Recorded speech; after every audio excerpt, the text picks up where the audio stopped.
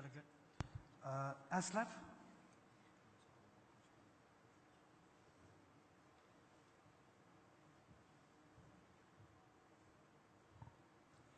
President Congress, Hussein Ezzuddin, ASLEF.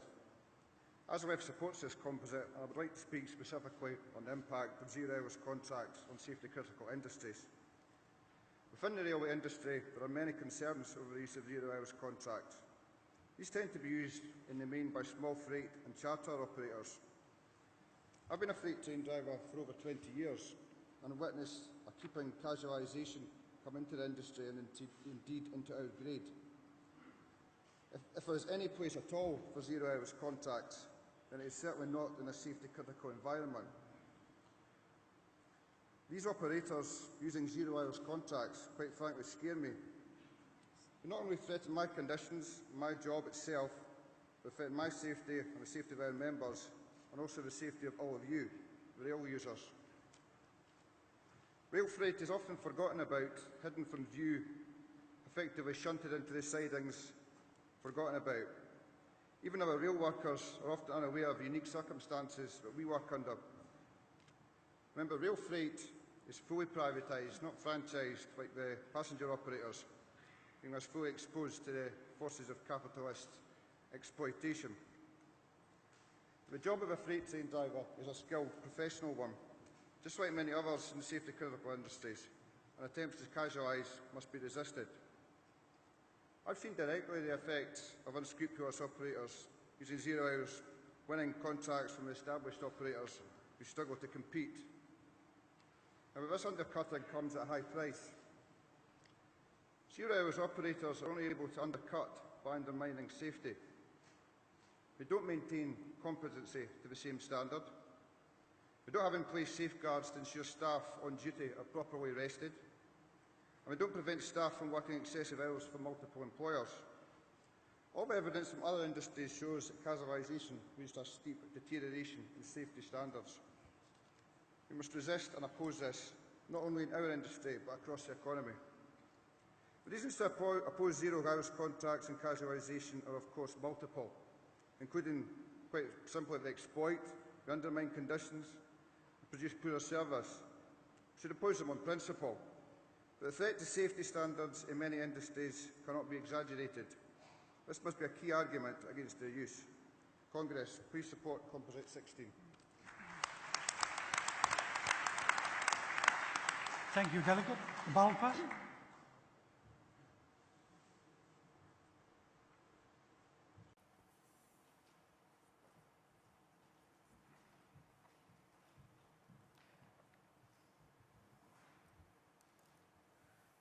President Congress, Deborah Ray, ASLEF the Train Drivers Union, rising in support of Composite 8. In March this year, the Same-Sex Marriage Act came into force.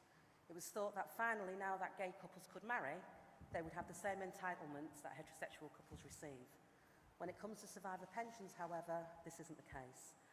All public sector schemes and contracted out occupational schemes have to offer a minimum level of survivor pension. The benefits were introduced for widows from 1978 and widowers from 1988. Survivor benefits only have to be considered from those dates respectively. After the Civil Partnerships Act became law, it was decided that the minimum provision for survivor pensions would be the equivalent to a widower's, i.e. backdated to 1988. This discriminated against women in civil partnerships because they would lose 10 years worth of accrued benefit compared to a woman marrying a man. In some contracted out schemes, only service after the 5th of December 2005, which is when the Civil Partnership Act came into effect, has to count towards a calculation for same-sex partners. Recently, a challenge was brought by a member of a contracted out, defined benefit private sector pension scheme. He argued that only backdating the scheme's survivor pensions for civil partners to 2005 was unfair. The claimant worked for his company between 1980 and 2003, so he had 23 years' service in the scheme. However, his civil partner was entitled to a survivor pension of just £500 per year. By contrast, if he'd married a woman, his wife would have been entitled to £41,000 per year. The scheme member lost the case at an employment appeal tribunal. The cost of equalising survivor pensions would amount to an increase of 0.2% spread over 15 years in a public service scheme. This amount is a small price to the pension funds, but would make a vast difference to people who lose their civil partner or spouse. ASLEF, together with other unions, recently met with Her Majesty's Treasury to discuss the matter. They issued the following lukewarm statement. In considering its response to this review, the government will need to consider these costs and the potential impact on pension schemes, along with the wider consequences of making retrospective changes to scheme rules. As this review demonstrates, these are complex issues and the government will have to consider these very carefully before making a decision on whether the law should be changed. Although this issue doesn't affect ASLEF members, we believe that a campaign is needed due to this blatant discrimination. Indeed, the cost is so minimal that both the Transport for London pension scheme and the Railway pension scheme amended the rules as soon as the Equal Marriage Law came into force. Congress calls upon the General Council to begin a sustained campaign on this issue. Equality should not be in half measures, as this legislation quite clearly is. It discriminates against the LGBT community and makes a mockery of the term equal marriage. This is a battle that can be won to give LGBT members the pension rights they've paid for and the rights they would have had if they were heterosexual. Congress, I support.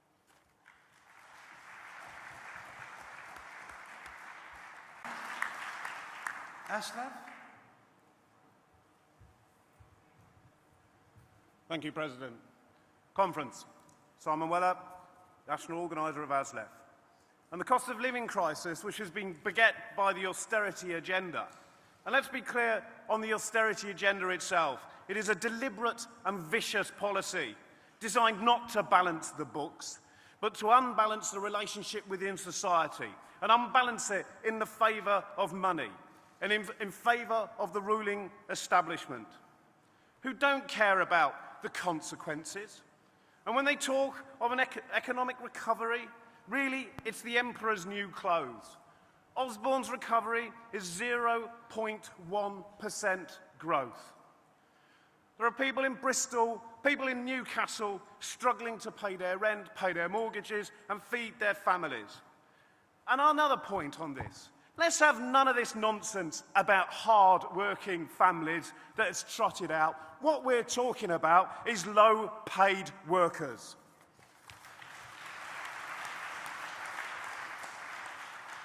Our infrastructure, both physical and social, creaks under the weight of the post-privatisation profiteering. And we're staring into this abyss of falling wages. And it is the young people that are going to be facing a future of debt and inequality and casualised and precarious work. When I started on the railway some years ago, I left school, I got a job on the railway, I became a train driver, and then for 20 years. I only stopped driving trains when I became a full-time official for ASLEF, which was probably much to the pleasure of the Brighton Line commuters when I stopped driving. But I had a clear start in a proper career as a young 18-year-old. Those opportunities are not there.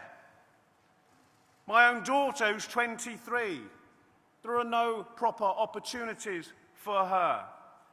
And if we're going to call, and Congress has long called for a rebalancing of the economy, we need to make sure that we invest in jobs for the young, housing for all, and infrastructure, both the traditional heavy concrete and steel infrastructure of our nation, but the next generation, like broadband.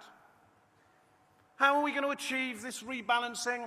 Well, we could pass a resolution. That'll show them, and it would be so much easier, and that'll be the end. We're finished. But actually, the high priest of capitalism, the IMF, makes it clear how they see the rebalancing. And that's through strong trade unions, which is very strange coming from them, perhaps. But it's the truth in that if we have strong unions and strong representation, then we can rebalance the economy. So our answer must be to recruit, organise and fight hard.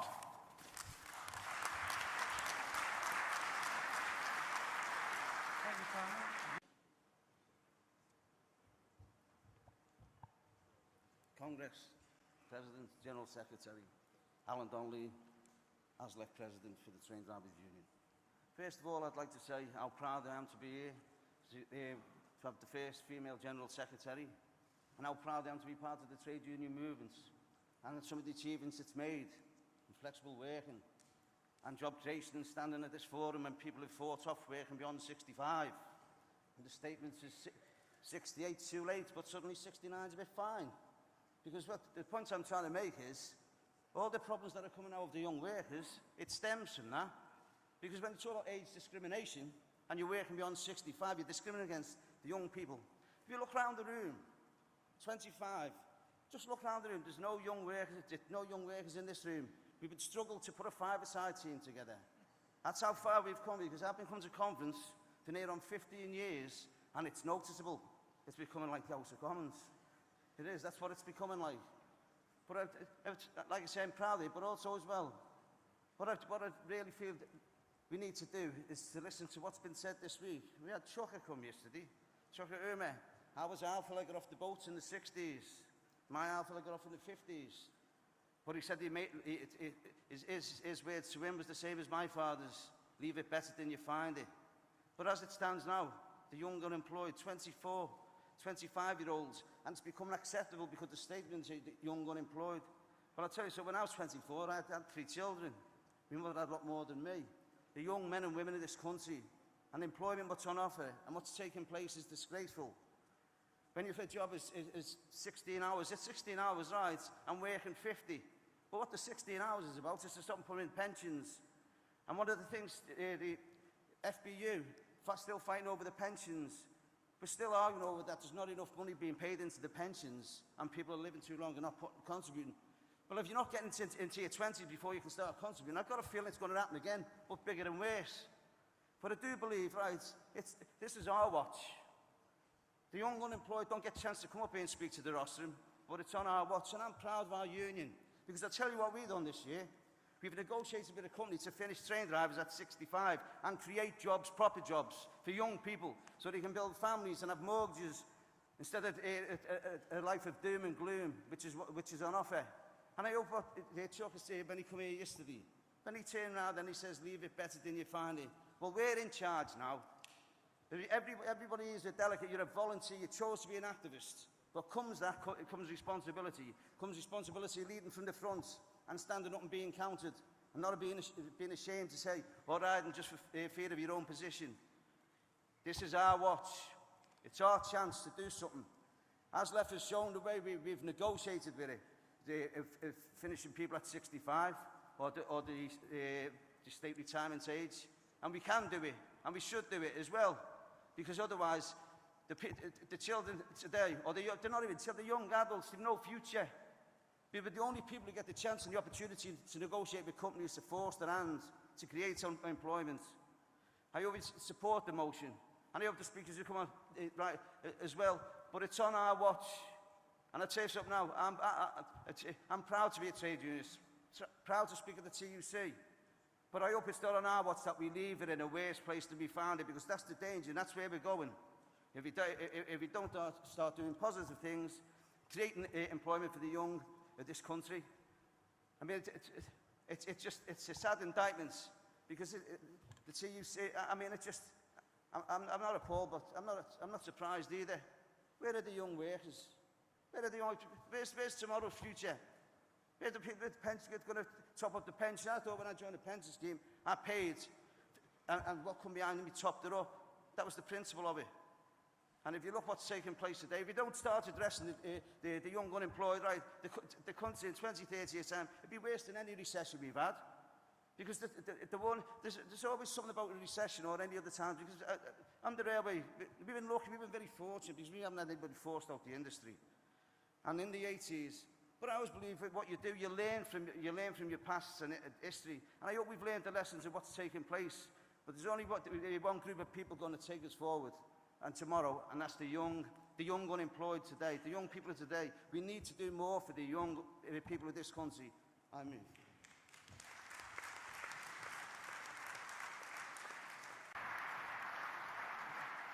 ASLEF.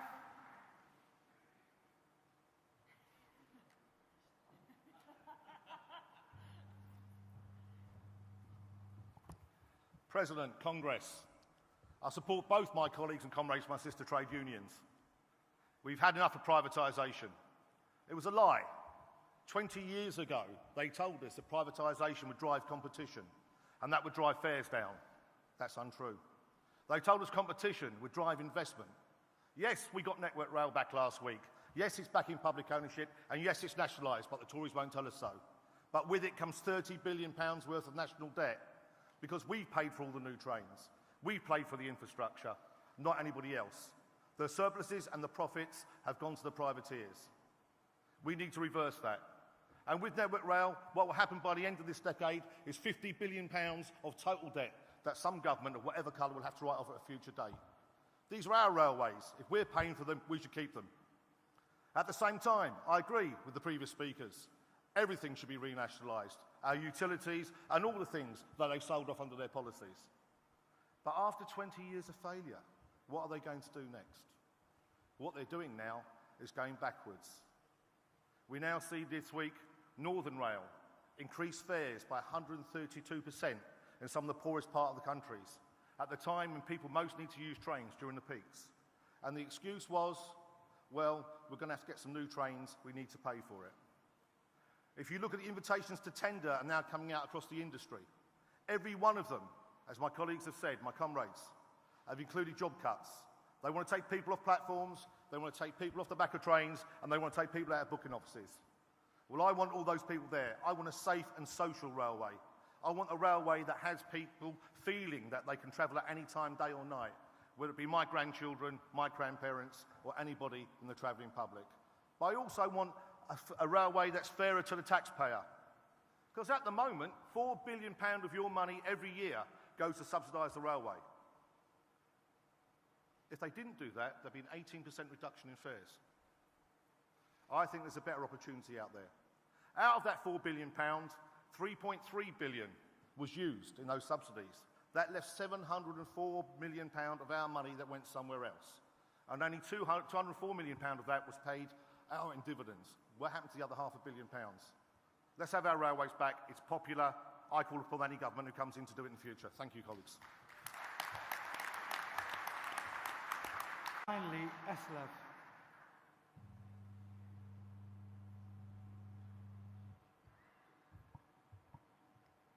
President, Congress, ASLEF welcomes the statement on Gaza.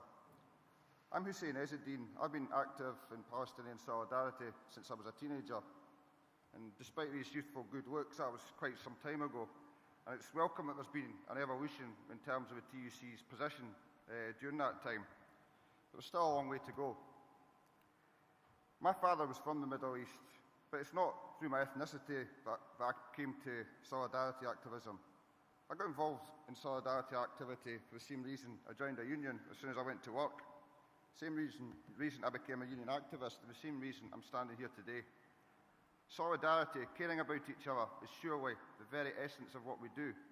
That's certainly what guides and motivates me. Quite simply, if we can't stand with Palestine at this time, we're not worthy of calling ourselves trade unionists. Congress, Palestine's cause is our cause. The statement calls for unions to affiliate to the PSC. My union, ASLEF, has a proud internationalist outlook and is one of 17 affiliated unions. 17. But there are over 50 unions in the TUC.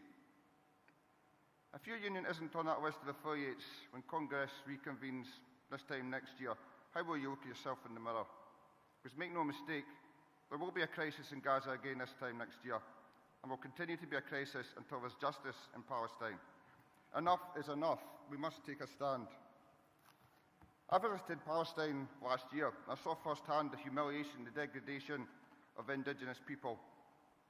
I was personally detained for several hours on arrival. I was strip searched after being found guilty of arriving with an Arabic name. The inconvenience I suffered at the hands of a racist is nothing to what Palestinians go through each and every day, even in the times of relative calm. Some of us attended the PSC Fringe last night. Now, if you forgive me if I get emotional, many people were in tears last night watching Mustafa Barghouti's heartbreaking presentation. It was so powerful, horrific, harrowing, simply horrible. I couldn't watch in the end. I had to look away. But I didn't turn my back. We have an absolute duty to help. We cannot turn our backs. As I said, our position has evolved, but it needs to go further. Getting all the unions affiliated to the PSC will help that process. So, comrades, please make it a priority, otherwise you will be turning your back, which would be shameful. Just as South African apartheid was brought down, apartheid Israel will be defeated. Please play your part. Free Palestine. Thank you, Delegate. I take it the General Secretary will not be exercising her right to apply.